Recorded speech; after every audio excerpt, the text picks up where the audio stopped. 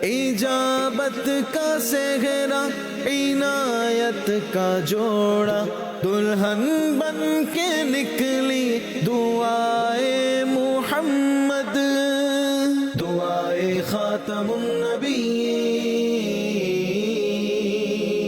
الحمدللہ رب العالمین والصلاة والسلام علی خاتم النبیین، اما بعد فاعوذ باللہ من الشیطان الرجیم، بسم اللہ الرحمن الرحیم۔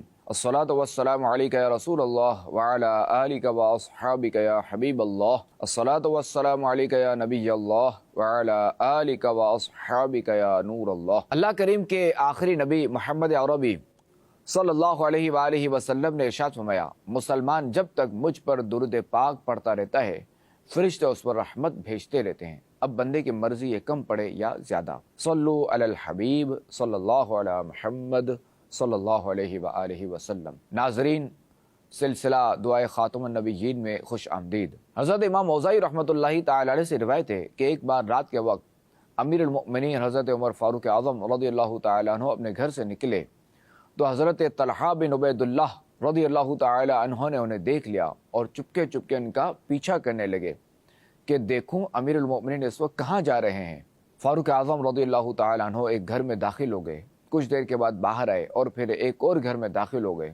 حضرت طلحہ بن عبید اللہ رضی اللہ تعالی عنہ نے اس گھر کو اپنے ذہن میں بٹھا لیا اور صبح اس گھر میں گئے تو دیکھا کہ اس گھر میں ایک بوڑھی نابینا خاتون رہتی ہے۔ اس سے پوچھا، ما بالو ھذا الرجل یاتیک، یعنی یہ شخص تمہارے گھر میں کیوں آتا ہے؟ تو اس نے کہا کہ یہ شخص میرے پاس کافی عرصے سے آ رہا ہے، میں چونکہ معذور ہوں لہٰذا یہ میرے گھریلو کام کاج کر دیتا ہے، میری تکالیف دور کر دیتا ہے۔ ناظرین، یہ وہ ہستی ہیں کہ جن کے رعب و دبدبے کا یہ عالم کہ اس وقت کی سپر پاورز بھی ڈرتی تھیں، لیکن اپنی رعایا کا خیال تو دیکھیں کہ کیا شان ہے مسلمانوں کے دوسرے خلیفہ فاروق اعظم رضی اللہ تعالی عنہ کی۔ تو آج کے سلسلے میں ہم اپنی رعایا اور ماتحتوں کے ساتھ نرمی سے پیش آنے والے حکمرانوں کے بارے میں دعائے مصطفیٰ سنیں گے۔ چنانچہ ام المؤمنین حضرت عائشہ صدیقہ رضی اللہ تعالی عنہا فرماتی ہیں، سمعت من رسول اللہ صلی اللہ علیہ وآلہ وسلم یقول فی بیتی ھذا اللہم من ولی من امر امتی شیئا فشق علیہم فشقق علیہ ومن ولی من امر امتی شیئا فرفق بہم فرفق بہ، یعنی میں نے نبی کریم صلی اللہ تعالی علیہ وآلہ وسلم کو اپنے اس گھر میں یہ ارشاد فرماتے ہوئے سنا، اے اللہ، جو میری امت کے کسی کام کا والی ہو پھر وہ ان پر مشقت بن جائے تو تو اس پر مشقت ڈال، اور جو میری امت کے کسی کام کا والی ہو پھر وہ ان کے ساتھ نرمی سے پیش آئے تو تو اس کے ساتھ بھی نرمی والا معاملہ فرما۔ ناظرین، اگرچہ یہ حدیث پاک حکمرانوں کے بارے میں ہے، لیکن اس سے ان تمام لوگوں کو بھی نصیحت حاصل کرنی چاہیے کہ جنہیں کسی بھی حوالے سے مسلمانوں پر حاکمیت حاصل ہے۔ ہمارے بزرگان دین رحمہم اللہ المبین اپنے ماتحتوں کے حقوق کا خیال رکھتے، ان کی خطاؤں سے درگزر کرتے اور ان کے ساتھ خوب نرمی سے پیش آیا کرتے تھے۔ اگر رعایا میں سے کوئی نصیحت کرتا تو ڈانٹ ٹپٹ کرنے کے بجائے اس کی نصیحتوں کو کھلے دل سے قبول کرتے اور اسے نرمی سے پیش آتے۔ چنانچہ ایک بار خاتم النبیین جناب رحمت للعالمین صلی اللہ تعالی علیہ وآلہ وسلم کے دو عظیم صحابیوں حضرت ابو عبیدہ بن جراح اور حضرت معاذ بن جبل رضی اللہ تعالی عنہما نے ایک مرتبہ مسلمانوں کے دوسرے خلیفہ حضرت عمر فاروق اعظم رضی اللہ تعالی عنہ کو نصیحتوں سے بھرپور ایک خط لکھا۔ فاروق اعظم رضی اللہ تعالی عنہ نے یہ خط پڑھ کر جواباً ارشاد فرمایا، آپ دونوں نے مجھے جو نصیحتوں سے بھرپور خط لکھا کہ آپ اللہ کریم کی پناہ مانگتے ہیں اس بات سے کہ میں یہ خط پڑھ کر وہ مفہوم لوں جو آپ دونوں کے دلوں میں نہیں ہے، جبکہ آپ دونوں نے یہ خط تو میری خیرخواہی کے لیے لکھا ہے۔ آپ دونوں نے سچ کہا ہے، مجھے آئندہ بھی آپ کے خط کا انتظار رہے گا، میں آپ حضرات کی خیرخواہی سے بے نیاز نہیں ہوں۔ ناظرین، دیکھا آپ نے کہ مسلمانوں کے دوسرے خلیفہ فاروق اعظم رضی اللہ تعالی عنہ نصیحت کرنے والے ماتحتوں سے کس طرح اچھائی سے پیش آتے تھے۔ اس سے دینی اور دنیاوی اداروں کے عہدیداران اور افسران کو سیکھنا چاہیے کہ اگر کوئی تحریری طور پر ان کی اصلاح کی کوشش کرے تو اسے مثبت نظر سے دیکھیں، لیکن ہمارے ہاں معاملہ اس کے بالکل الٹ ہوتا ہے۔ ہوتا کچھ یوں کہ افسران اور عہدے داران اصلاح کرنے والے ماتحتوں کو اپنی نظروں میں رکھ لیتے ہیں، اور پھر جیسے ہی کوئی موقع ہاتھ آتا ہے تو انتقامی کارروائی کرتے ہوئے ملازمت سے فارغ کروا دیتے ہیں۔ ہمارے بزرگان دین اپنی رعایا اور ماتحتوں سے حسن اخلاق اور نرمی کے ساتھ پیش آیا کرتے تھے، اور اپنی ذات کے حوالے سے کسی قسم کی انتقامی کارروائی نہیں کرتے تھے۔ چنانچہ ایک بار حضرت عمر بن عبدالعزیز رحمۃ اللہ تعالی علیہ سواری پر کہیں جا رہے تھے کہ ایک پیدل چلنے والا شخص سواری کی جھپٹ میں آ گیا، اور اس نے غصے سے کہا، دیکھ کر نہیں چل سکتے؟ جب سواری آگے نکل گئی تو اس شخص نے کہا، کوئی ہے جو مجھے اپنے پیچھے بٹھائے؟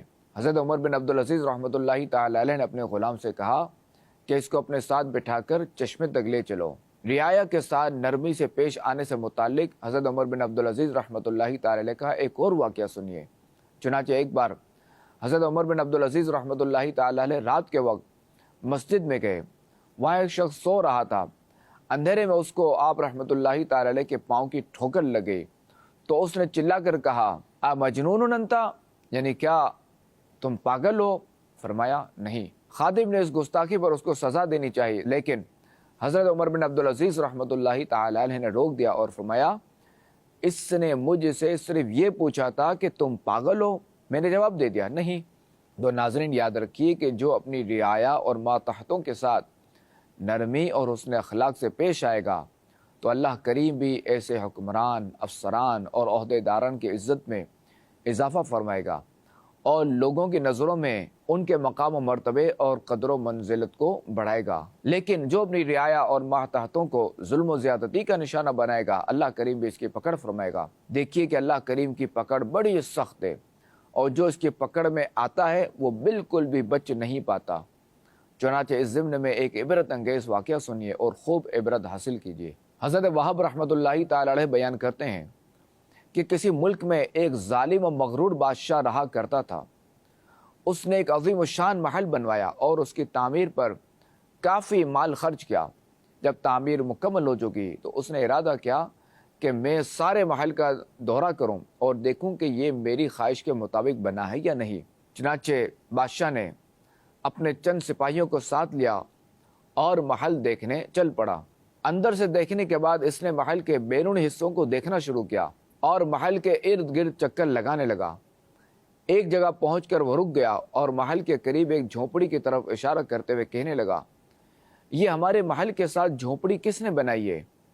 سپاہیوں نے جواب دیا، چند ہی دن ہوئے ہیں کہ یہاں ایک مسلمان بوڑھی عورت آئی ہے، اس نے یہ جھونپڑی بنائی ہے اور وہ اس میں اللہ کی عبادت کرتی ہے۔ جب بادشاہ نے یہ سنا تو بڑے مغرورانہ انداز میں بولا، اس غریب بڑھیا کو یہ جرت کیسے ہوئی کہ ہمارے محل کے قریب جھونپڑی بنائے؟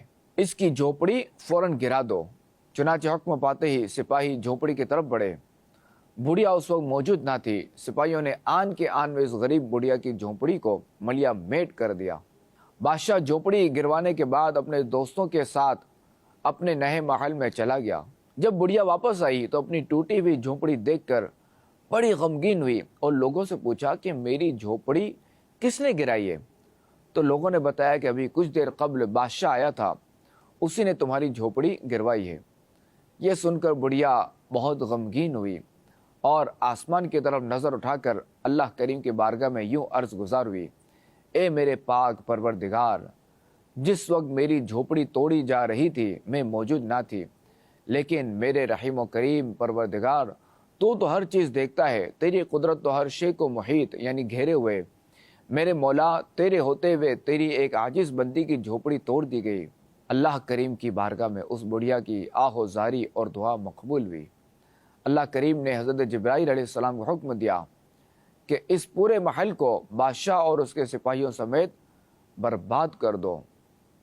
حکم پاتے ہی حضرت جبرائیل علیہ السلام زمین پر تشریف لائے اور سارا محل اس ظالم بادشاہ اور اس کے سپاہیوں سمیت زمین بوس کر دیا۔ ناظرین، یہ حقیقت ہے کہ ظالم کو اس کے ظلم کا بدلہ ضرور دیا جاتا ہے۔ مظلوم کی دعا بارگاہ خداوندی عز و جل میں ضرور مقبول ہوتی ہے، اس حکایت سے ان طاقتور لوگوں کو عبرت حاصل کرنی چاہیے کہ جو اعلیٰ افسران اور اعلیٰ عہدیداران کو رشوت کھلا کر غریب مسلمانوں کے مکانوں اور دکانوں پر بلڈوزر چلواتے اور ان پر ناحق قبضہ جماتے ہیں۔ بہرحال حکمران ہو یا افسران، سبھی کو اپنی رعایا اور ماتحت افراد سے نرمی سے پیش آنا چاہیے اور ان کے حقوق کا بھرپور خیال رکھنا چاہیے۔ اپنے اندر نرمی پیدا کرنے کے لیے نرمی کے فضائل و مشتمل آئیے احادیث مبارکہ سنتے ہیں۔ اللہ کریم کے آخری نبی صلی اللہ تعالی علیہ وآلہ وسلم نے ارشاد فرمایا، نرمی جس چیز میں ہوتی ہے اسے زینت بخش دیے، اور جس چیز سے نرمی چھین لی جاتی ہے اسے عیبدار کر دیتی ہے۔ اللہ کریم کے آخری نبی صلی اللہ علیہ وآلہ وسلم نے ارشاد فرمایا، اللہ کریم نرمی پر وہ انعام عطا فرماتا ہے جو جہالت و حماقت پر عطا نہیں فرماتا، اور جب اللہ کریم کسی بندے سے محبت فرماتا ہے تو اسے نرمی عطا فرماتا ہے، اور جو گھر نرمی سے محروم رہا وہ محروم ہی ہے۔ اللہ کریم کے آخری نبی صلی اللہ علیہ وآلہ وسلم نے ارشاد فرمایا، کیا میں تمہیں اس شخص کے بارے میں خبر نہ دوں جو جہنم پر حرام ہے، یا یہ فرمائے کہ جس پر جہنم حرام ہے، جہنم ہر نرم خو، نرم دل اور اچھی خو والے شخص پر حرام ہے۔ اللہ کریم ہم سب کو نرمی اور حسن اخلاق کی دولت سے مالا مال فرمائے اور بے جا سختی اور بد اخلاقی سے محفوظ فرمائے۔